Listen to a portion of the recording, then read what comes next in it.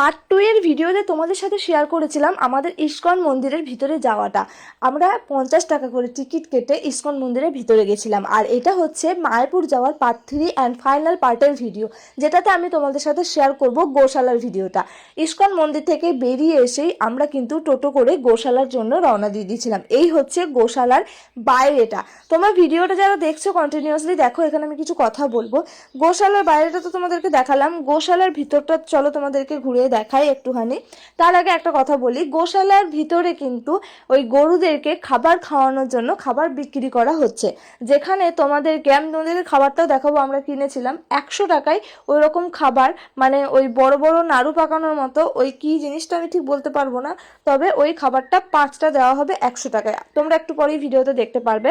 তো আমি এখানে একটা কথা বলতে চাই যে এখানে আমরা এই গরুগুলোকে খাবার খাওয়ানোর জন্য আমরা টাকা দিয়ে খাবার কিনছি। হ্যাঁ, ঘুরতে গেছি, খাওয়ানোর ইচ্ছা হয়েছে, অবশ্যই টাকা খরচ করে, সব জায়গাতে এখন টাকা দরকার, তো টাকা খরচ করে খাওয়ানো যেতেই পারে, কোনো অসুবিধা নেই, কিন্তু সেটা একবার। কিন্তু আমরা যারা গ্রামে থাকি বা শহরাঞ্চলে থাকি, শহরে খুব কমই বলতে পারো, তবে গ্রামে অনেক বাড়িতে কিন্তু গরু আছে, তাদের কথা বাদ দাও, কিন্তু যাদের গরু নেই, যারা রাস্তাঘাটে আমরা গরু দেখি, তাদেরকে আমরা খাবার খাওয়াই, তাদেরকেও খাবার খাওয়ালেও কিন্তু কৃষ্ণ খুশি হবে। মানে সবাই তো গোমাতা, একই জিনিস, তো তাদেরকে আমরা কিন্তু খাবার খাওয়াই না, কিন্তু এখানে এসে আমরা খাবার কিনে খাবার খাওয়াচ্ছি গরুকে। মানে আমরা দেখাচ্ছি গরুর প্রতি আমাদের কত ভালোবাসা, বা যে কোনো পশু পাখির পক্ষে আমাদের মানে প্রতি আমাদের কত ভালোবাসা।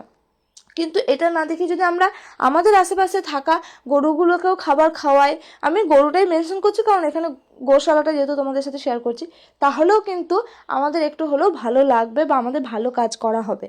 তো যাই হোক, এবার চলো ব্লগে ফিরে আসা যাক কথাটা। তো আমরা গোশালা থেকে বেরিয়ে আমরা ভোগের টাইম হয়ে গেছিলো, মানে ভোগ খাওয়ার টাইম হয়ে গেছিলো, তাই আমরা কিন্তু চলে এসেছিলাম ভোগ খেতে। আর ভোগের টিকিট আমরা আগে থাকতেই কেটে নিয়েছিলাম, জুতো টুতো খুলে আমরা এখন লাইনে দাঁড়িয়ে গেছি ভোগ খাবো বলে। আর ভোগের এখানে টিকিট সব জায়গায় আলাদা আলাদা রকম আছে, জানি না, কাকা যেখানে টিকিট কেটেছিল সেখানে 80 টাকা করে টিকিট নিয়েছিল। ভোগে কী কী ছিল তোমাদেরকে দেখাই। এখানে বুফে সিস্টেম টাইপের ছিল, মানে বুফে না, মানে তুমি জাস্ট পাতাটা থালাটা ধরবে, তোমাকে একটার পর একটা দিয়ে দেবে। তো এই ছিল ভোগের আইটেমটা, তোমাদেরকে বলে দিই। এখানে ছিল ভাত, ডাল, একটা রুটি, পটল আলুর তরকারি, আর পনির মটরশুঁটি আলু দিয়ে একটা তরকারি, আর বেগনি ছিল, আর ছিল পায়েস, যেটা দুর্দান্ত খেতে ছিল।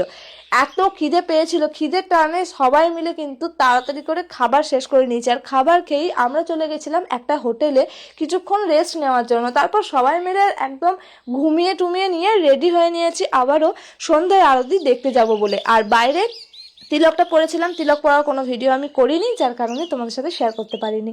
তারপরে বিকেলের দিকে বাইরে বেরিয়ে গেছি আর টোটো করে চলে এসেছি ইস্কন মন্দিরের কাছে। এখানে আমরা সন্ধ্যা আরতি দেখব বলে, কিন্তু সবার কপালে সবসময় সবটা থাকে না। আমরা এখানে বিকাল থেকে এলেও আমাদের প্রথমে কাজ ছিল যে, মানে ইচ্ছা ছিল আমরা ওই মিউজিয়ামটাই যাব। মিউজিয়ামে কোনো ফোন অ্যালাউ করেনি, তাই ওই জায়গাগুলোর ভিডিও আমি করতে পারিনি।